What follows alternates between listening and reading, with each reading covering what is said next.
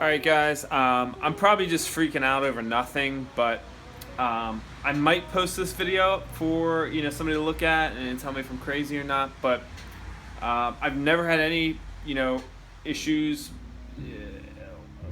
that I've seen with oil or smoke or anything with this car. But the other day, I came in, I parked the car, and I took off the oil cap, and there was a little, like very little, I mean enough for me to notice, but very little, like I guess like a white mist coming out of the oil cap. And I was like, oh my god, like what's wrong? And then you look on the forums and you see like 1,000 things wrong with people's cars about, like, it's like spewing out oil, I mean not oil, spewing out smoke. And sometimes I think I overreact to these things, but I just pulled it in like literally 2 minutes ago. Since I started making this video, I just turned the car off. When the car was running, I looked at it and there was zero smoke coming out of the oil cap. There was just a very, very slight pulse, obviously from the air, which is totally normal, but I'm about to take off the oil cap.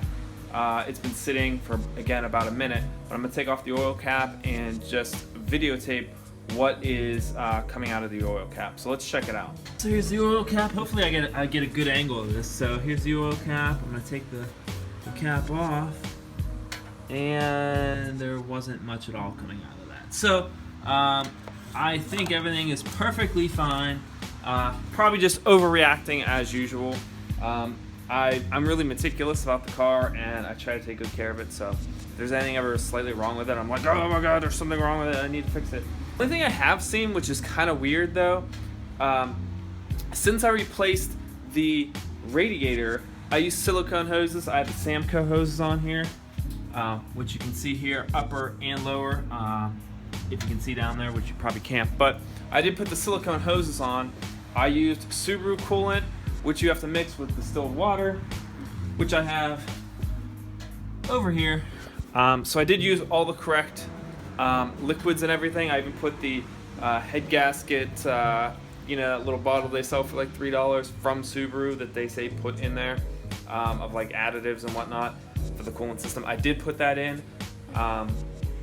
So I did everything perfectly correct, but it seems that I lose coolant. And I never lost coolant before I did that. Like the car burned or lost zero coolant before I changed the radiator and before I changed the hoses. And I did check, and I did have a leak from when they More Performance put the subframe on for me. Not their fault at all. They just put the subframe on, and I guess the subframe just fits ever so slightly different. It's the exact one that should be on there, but it fits ever so slightly different. And I have these longer T-clamps, kind of like these guys, if you guys can see. I have these on like everything basically because they work really well and they hold very well. I have those on the lower radiator hose and the upper radiator hose in both, the entrance and exit, I guess you want to call them, both sides of the hose. And the lower one, the subframe now does actually come in contact with it. So I think when it comes in contact with it, and even when the car moves a little bit, or the engine moves, or the radiator moves ever so slightly, it puts a little bit of pressure on there, and then you get a little seepage coming out. I looked under the car, and there was clearly coolant coming out of that area. It's not a lot by any means. It's just like, every couple weeks, especially just with it kind of sitting, every couple of weeks, you got to put in like not even a cup of coolant, like half a cup of coolant. Like it's not really a lot. And I just add distilled water to it. I'm not too worried about getting the mixture screwed up because I don't think it's burning anything. I think it's actually some evaporation from the silicone hoses. I read up that you can actually lose a little bit of the water, kind of permeates through the hose, as weird as that sounds. Basically rubber is a lot better and you won't lose any coolant with rubber. But we try to be race car-y around here and put the silicone hoses on, and then that's what happens. So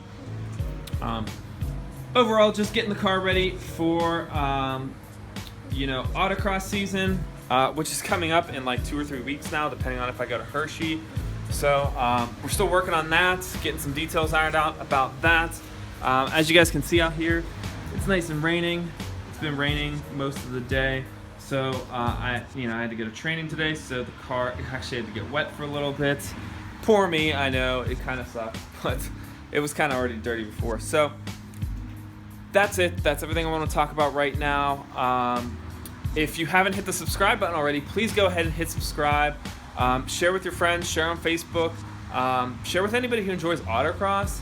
I really want to get this channel out there because there's going to be a lot of cool things coming up this year in terms of autocross, and I'm really going to focus the channel on that, and hanging out with other people, doing work on their cars, and just everything about cars. I just love cars so much. I want to bring you guys into the car world, especially here in Pittsburgh. Not really the car scene. I don't really do the whole hard parking in a parking lot thing anymore, but especially kind of the racing scene.